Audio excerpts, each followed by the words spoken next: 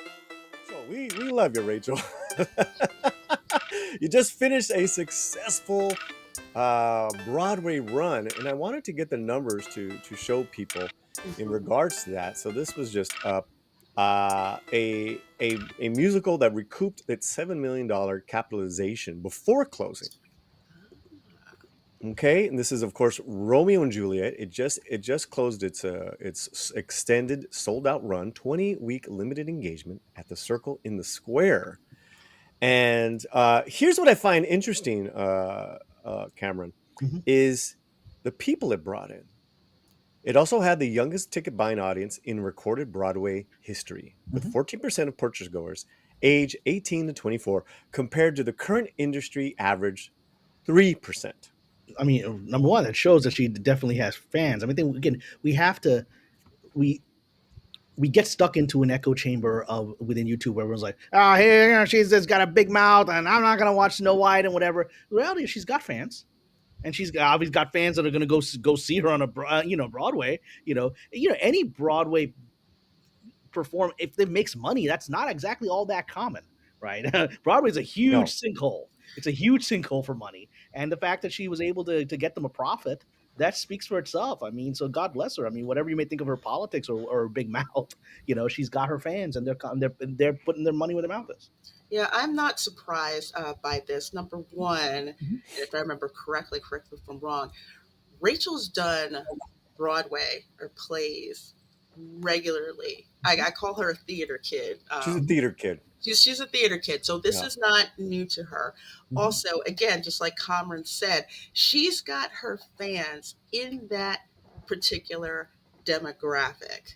Mhm. So I'm not surprised at how much money it made. I'm not surprised about the uptick in really, really young moviegoers. I would venture to say, and I'm just guessing here, probably Hamilton came close to that number, but not Mhm. quite. But I'm pretty sure, given how different of a production that was, and it Mhm. Mhm. grabbed a demographic that normally would not even be bothered with Broadway. I bring this up because uh that's a big deal. And she has not, we're talking about Rachel, she hasn't been exactly blazing the big screen with hits. And I don't see a roster of movies come up in the future that could change any minute. But I mean, I could totally see her as the next Cheetah Rivera, the next Mhm. big Latina star on Broadway. Keep it on Broadway. What do you guys think? Yeah, Yeah. I agree.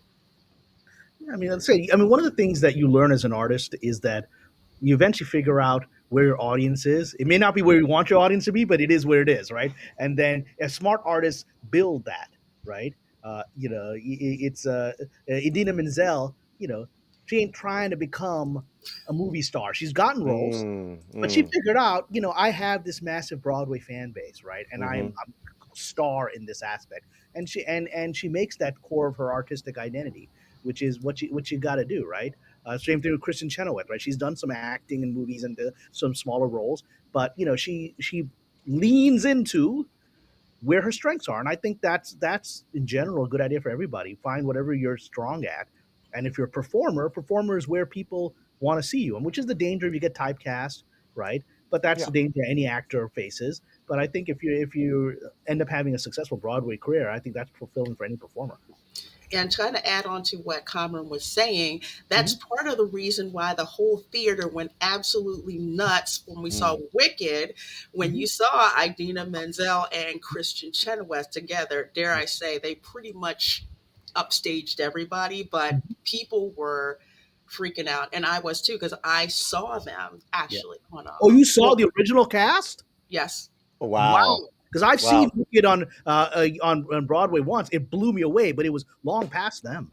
No, I went because camera girl wanted to go, so I didn't want to go to New York, but it was her birthday, and that was her birthday present. So yeah, I was okay. Also, too, really fast. It's still selling out.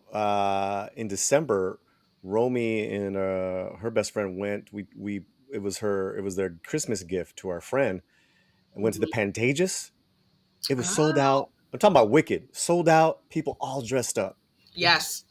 So this Romeo and Juliet hit, coming back to Rachel Zegler, this could be great for her in the long run as well, because this seems to have hit a bone with young audiences, as the numbers show, guys, as far as Broadway going audiences. So let me just read a little bit more. The run is the highest grossing limited engagement at the Circle in the Square Theater history, and broke the Circle in the Square Theater single performance record 3 times, according to Wow. CView.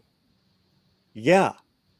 It started in October. It ended just this past Valentine's Day. It announced Romeo and Juliet becomes just the second production of the current Broadway season to confirm recruitment. And yeah, here's another really cool thing. The production featured music by Grammy Award winner Jack Antonoff. I'm a big Jack Antonoff fan. And Ziegler bid a farewell to the play in an IG post. Juliet's song, yeah, something about parting being such sweet sorrow. Listen, I think I bring this up, guys, because it's like what Cameron said. It's like we're probably gonna bash on her right now because of the other topic, but it's like, man, it's pretty rough. All this.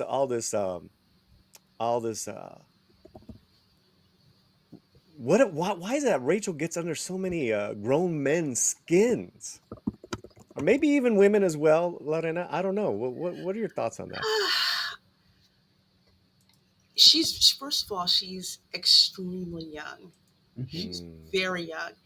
And I think with that and not having someone to kind of guide her with respect to publicity and being on social media, hmm it's kind of like you have to learn that thing between just being gracious, mm, even when people don't deserve it and are being not so gracious, but to say things in a way that's kind of like, this is, my opinion, and I hope you see the film. But when she comes at people like that, and it is, say what you want, because I've seen plenty of young women in Hollywood, that's, it's like they do not have a filter. And I think the reason why that gets under a lot of people's skin is, one, because mm, some people see Hollywood of maybe like the next, I mean, I would say probably the last like 5 to 10 years,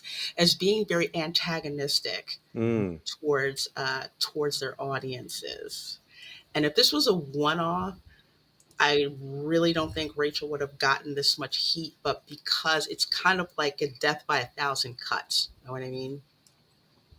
Yeah, Cameron. Yeah, I mean, I agree with Lorena. I think part of the issue is also, you know, there's a vibe around her. I think some people in the chat are saying there's an entitled vibe around her. I think that I think there's truth to that.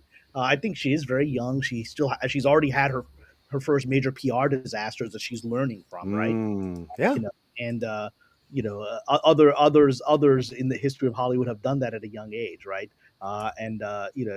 Katie Heigl, Catherine Heigl, went through a long period hmm of PR missteps that I'm not quite sure she ever quite fixed, but and people move on, but I do sense that there is a vibe of entitlement around just the person. I mean, part of it is she is like Steven Spielberg's bestie, right? She's like his Mm, Yep. officially his goddaughter, but he treats her that way, right? And so there's people can sense that she almost feels like she's talking like she's protected, because even if you don't know the Steven Spielberg relationship, her vibe is mm, of someone like that. And we're entering an era, and I think things that are happening with Mr. Ryan Reynolds, with Blake Lively, we're entering an era where people just don't have interest in people who exude entitlement. You can have entitlement, just don't exude it, right? And the opposite example I'll use is Jenna Ortega, who is also very outspoken. Mm-hmm. Not everyone likes mm. what she has to say. I largely like what she has to say, especially on the Middle East, right? Because it's not popular Sure. in Hollywood. It puts her in danger. And as her friend Melissa Barrera learned the hard way, but everyone can tell she's speaking from a place of authenticity, whether you like it or not. And Ms. Ziegler sounds like she's repeating talking points of her class, of the community she's in, of the environment she's in. It feels like she's sort of unthinkingly repeating things. That's kind of the vibe. Whereas Jen Ortega knows exactly what she's saying, why she's saying it, and the risk she's taking when she says them, and people can respect that.